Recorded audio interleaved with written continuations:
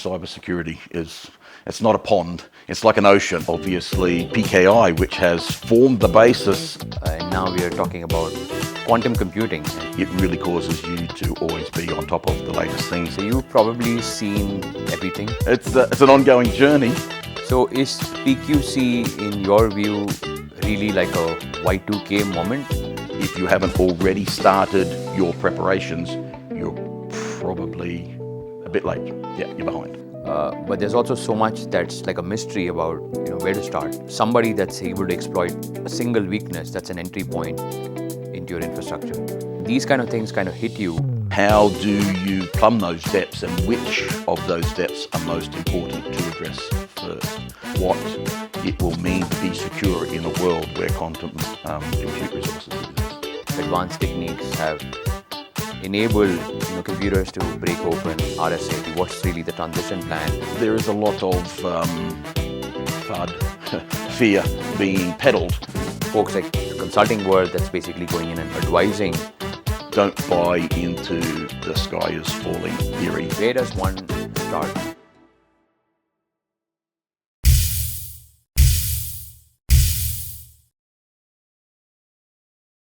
Hey Scott, good morning. Welcome to this session. I believe we are talking on post-quantum cryptography. But before we get started, I wanted to ask you a question. How did you survive 35 years in public key infrastructure? I don't know if I really survived it, Kaushik, so it's an ongoing journey.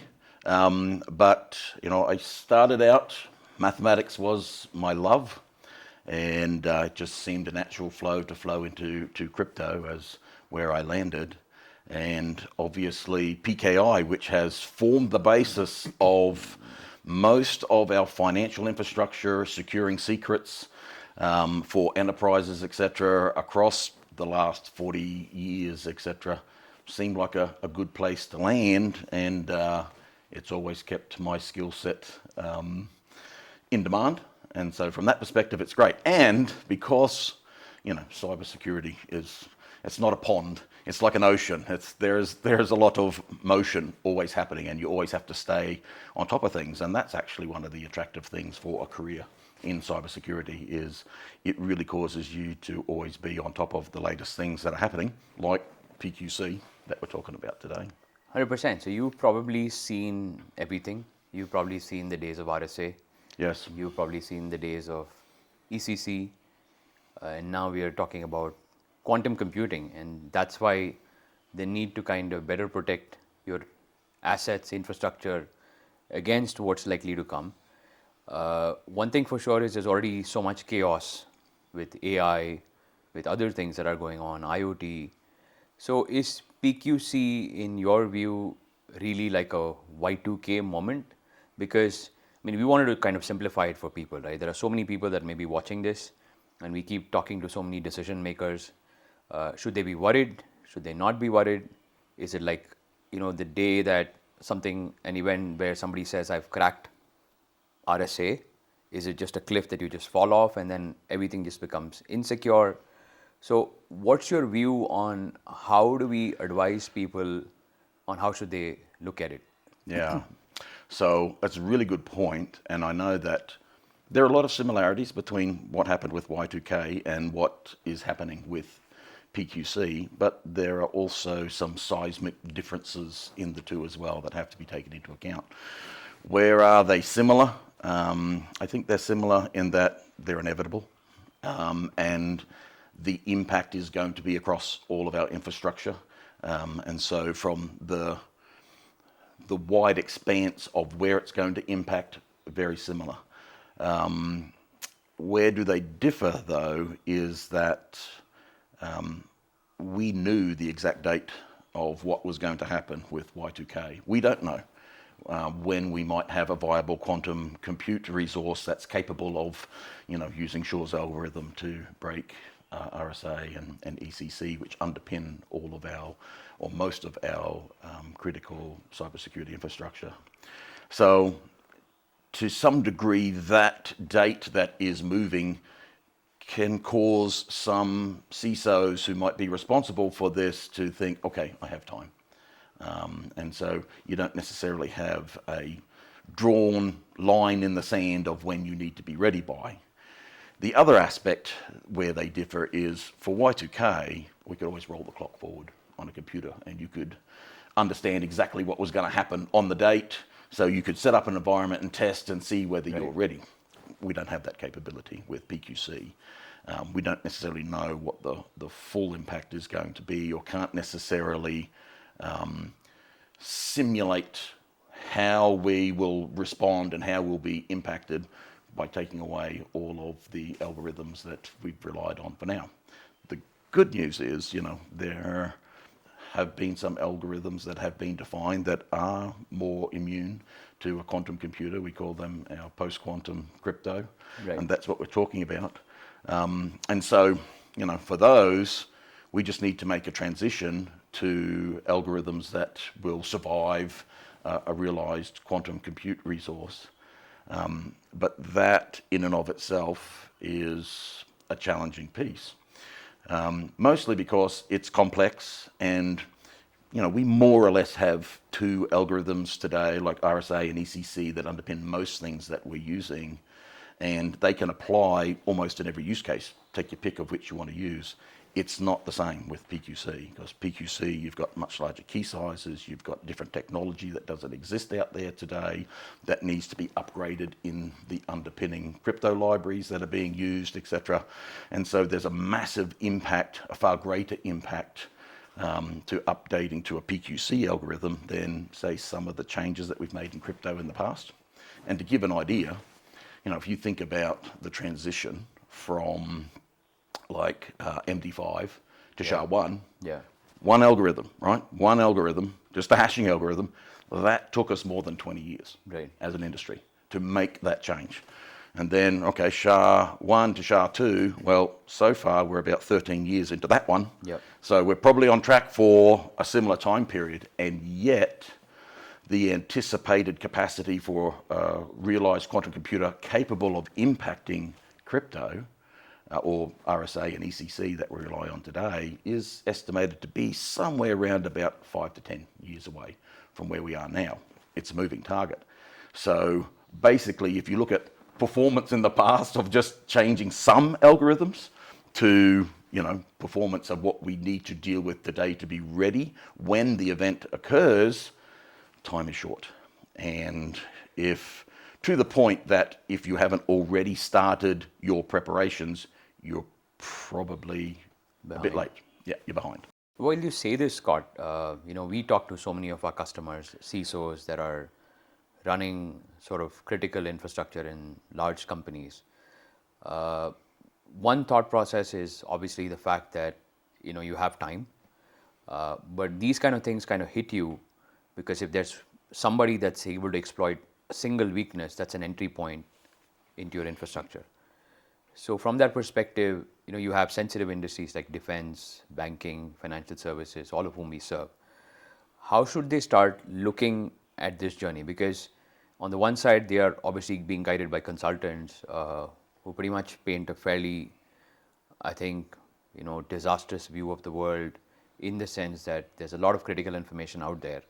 But there's also so much that's like a mystery about, where to start, right? So where should one really look at starting this? I mean, we've got guidelines from regulators on cryptographic bill of material, but that just tells you a crypto inventory of what we have.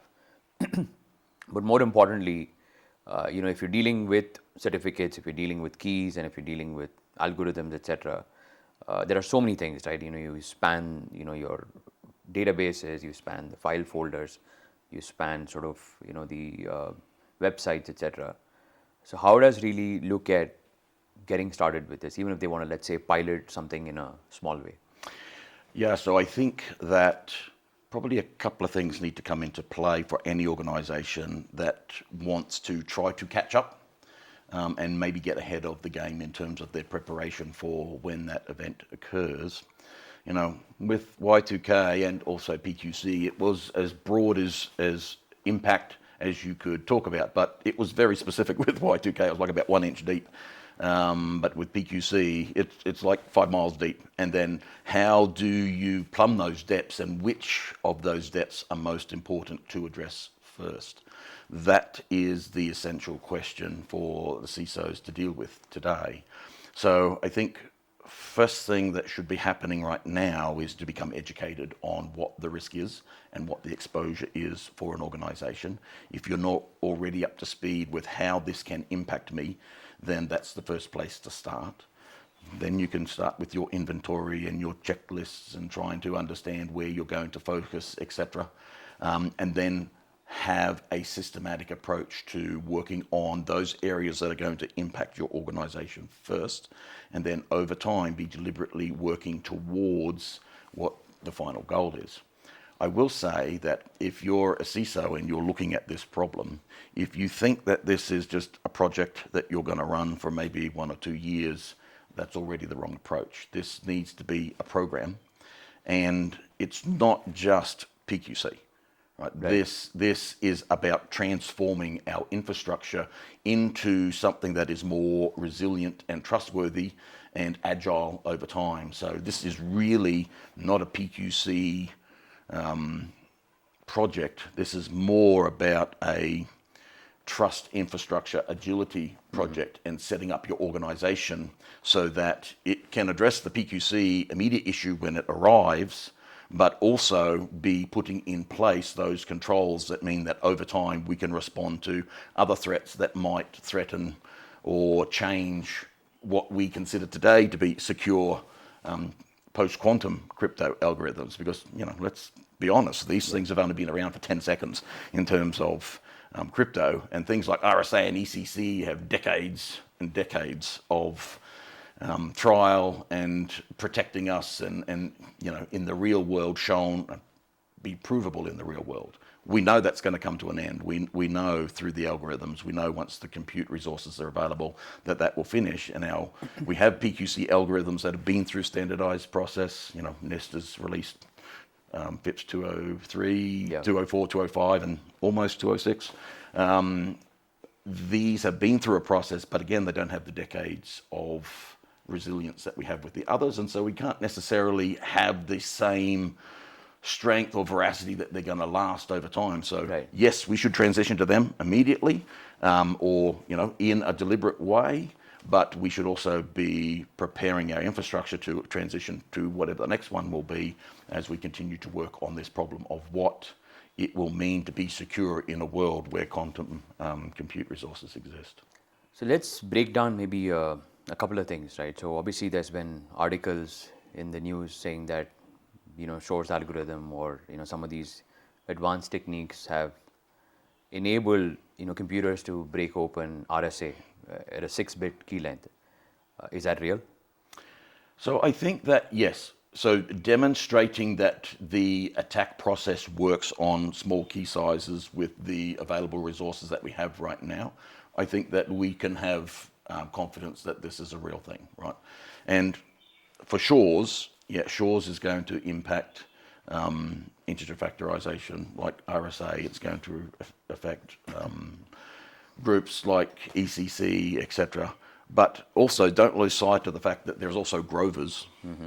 And so Grovers can also impact our symmetric crypto, which, in the near term, symmetric crypto can be more or less our savior in this space. We can move to stronger symmetric crypto and it'll be fine. Now, to be fair, Grovers is, decade beyond touching what we have today, and it can provide us, it's part of the strategy of getting us further down the road. But I do think that we can put some faith into the attacks that are being out there. But there's one caveat that I will say, and that is there is a lot of FUD, fear being peddled. So, and solutions to the fear are not necessarily mature either. So probably two things that any CISO should really consider in this space is, number one, don't buy into the sky is falling theory, because when that happens, it'll have one or two things. You will run around and you'll spend too much resources trying to solve everything that doesn't need to be solved right now, or the opposite will come into play, where you'll be immobilized because you don't really know where to start. And so the most important thing is recognize that a new program really needs to become a part of your corporate governance, your understanding of where your risks are, and your trust infrastructure that's going to enable your enterprise into the future. And part of that is going to be this program where we'll talk about and look at what you need from a PQC perspective. Because there is a lot of information out there, and because it's deeply technical, probably the best place to start is find yourself a really good, trusted partner who can help walk you through this. Identify where the most important things are that you need to address today, and then make a deliberate plan and progress on that plan towards your outcome of getting to a place within the anticipated timelines for where we expect PQC to affect us. You say this, Scott, but when we talk to some of our larger customers, right? Let's say if you take the example of a bank, they have probably hundreds of systems that are running, all of which use some kind of crypto material, either for like handshakes, mutual TLS, encrypting data, signed documents, and each of those projects or systems obviously have owners, right?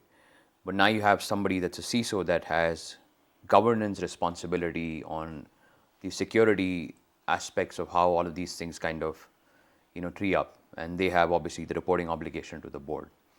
So even if you do hire a partner, right, what would be the approach? Because while you have folks like the consulting world that's basically going in and advising essentially what's really the transition plan, and then you have folks like us who are more like platform providers trying to give you the view into the inventory of what you have.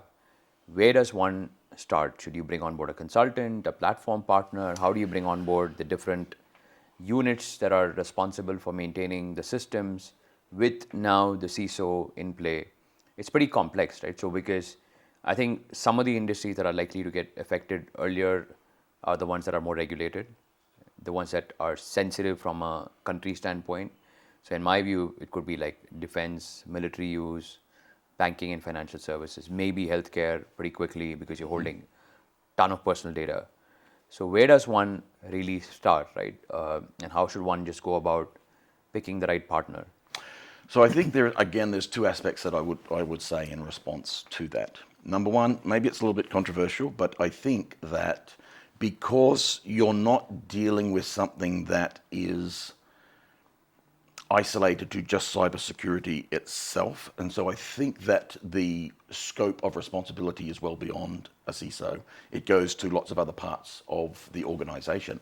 And I think that one of the things that we should probably encourage is maybe the creation of a new role, more or less like a chief digital trust officer, because what you're dealing with here is digital trust, and your digital trust is not just about your infrastructure. It's not just about your processes. It's about the legalities. It's about the relationships you have with your clients. It touches every aspect of the organization. And so there should be somebody who reports directly to the managing director or to the CEO, who's going to coordinate with the CISO, who's going to coordinate with your chief risk officer, etc., and across all of the departments that are going to be touched by this. And their mandate is to ensure that the infrastructure and the operation of the enterprise touches all these pieces, and that you are ready from a compliance perspective, from an operational perspective, etc., and to coordinate across all the different departments that need to be coordinated. The second thing that I would mention about this is, if we go back to the original question about Y2K, it was an event that we were looking forward to, and when that happens, we're going to try and get ready for it. To some degree, with PQC, the risk already exists today. And so if you're not already in the game with some resources paying attention to this, you're behind. And that's because of the harvest now, decrypt later aspect of Shor's algorithm, where today enterprises are collecting encrypted data and just holding it, storing it, a malicious enterprise or a malicious actor, and looking to the point where in the future it can be decrypted, and then those secrets will be revealed. Now, when information is flowing across open public networks like the internet, you can grab lots of data and you can pull that together, and eventually when it gets decrypted, you might discover some secrets that will be relevant in the future that you can use against an enterprise. And so that risk exists today.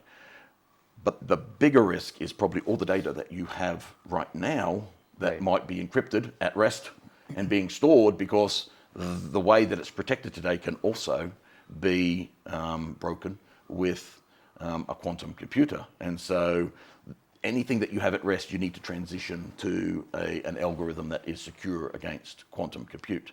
So the harvest now, decrypt later means that any entity that has secrets or confidential information, whether it's for the operation of their enterprise or, whether it's controls through GDPR or any privacy policy or legislation that they need to comply with, that they'll be fined if they don't keep it protected, are already at risk because of the harvest now, decrypt later.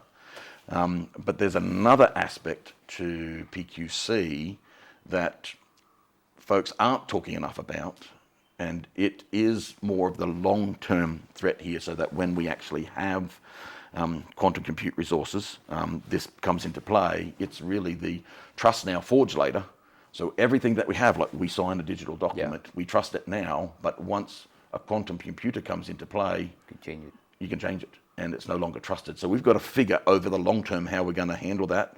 With the trust now, forge later is one aspect which should be prioritized to later down the track. But for right now, CISOs need to focus on, or not CISOs, maybe somebody else dedicated to this, or a team dedicated to this. If you're not going to put it into a role, have some team who can take a look at the threats and ensure that there is appropriate governance behind what process that you're following through or on the program, so that you are over time moving your enterprise to a position of strength against the threat as it continues to ramp up and increase over time.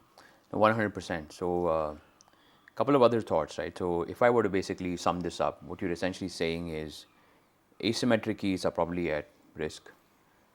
Symmetric keys still at risk, but not as much, but some time away. But the most important takeaway, I guess, is we need some kind of a new role that's overseeing all of this, that works closely with the CISO. That's the creation of this Chief Digital Trust Officer. Any other closing thoughts? So I think from the perspective of this is something that is coming and we can't ignore it. And so right now, this year is the year where you really need to get on your bike and start pedaling as fast as you can to catch up to where things are if you haven't been paying attention to this. Number two, don't get overwhelmed by the sky is falling predictions that are going on. We do still have some time before we're going to have the greatest impact from the threat. But number three, we have to recognize there is an impact today, which is the harvest now, decrypt later. So you've got to look at where your workflows are in your organization, where your assets, digital assets are that need to be protected and how they're being protected, and to make sure that in the program you're moving those in a strategy of protecting them over time so that they're no longer exposed. That's the first place that you have to start. So, you have to do an inventory. You have to understand what your exposure is. You can't fix a problem you can't define. Right. So number one, you've got to understand how this is going to affect your organization. Be educated on it, understand how it's going to affect your organization, and then start on a strategy and have a Chief Digital Trust Officer or, a committee governance that's actually going to run the program so that you can, over time, move your enterprise and your information security, your trust and identity infrastructures to a place where they can be secure against this threat that is coming. It's a train that's coming down the track, and don't stand in the headlight and be immobilized by it. We've got to move. We've got to move. Last question for you, Scott. So how long do you plan to work to help save the world from post-quantum cryptography? Look, I love what I do. I love the company that I work for. I love the organizations that we get to interact with. So, I don't really consider it work. I consider it a privilege to participate in this, and I will participate in it till I guess I drop off the end of the earth. So, thank you. It was nice chatting with you, Scott. Thanks, Kaushik.